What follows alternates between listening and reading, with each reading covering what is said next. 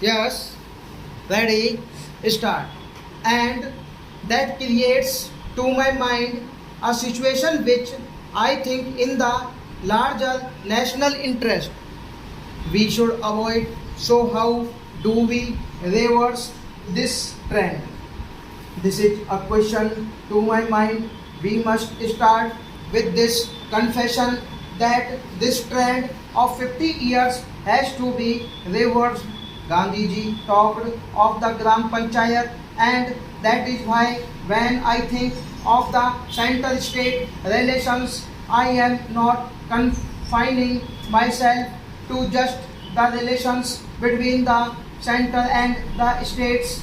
I think you have to think of the center-state relations in the larger perspective of decentralization of power, when it logically follows that a state government must be prepared to share its power with the district level, and whatever authority we have at the district level, that power should be decentralized to the block level and right down to the Gram Panchayat level.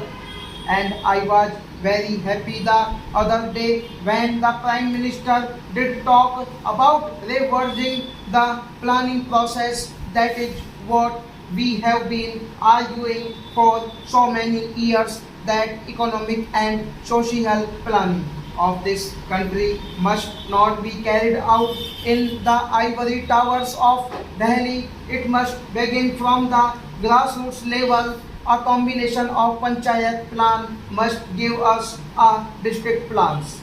A combination of district plans must give us a state plan, and similarly a combination of state plans must finally give us the national plan. Of course, I am not taking into considerations those specific areas of authority in which, for example, the center is supreme. There, of course, the center has to plan by itself. I will come to that later, but broadly that should be the pattern. Having said this, I would like to say that from a purely functional point of view, and by virtue of geography and history, by virtue of the very size of our country, and by virtue of the plurality which is a gift of history, efficiency in administration and accountability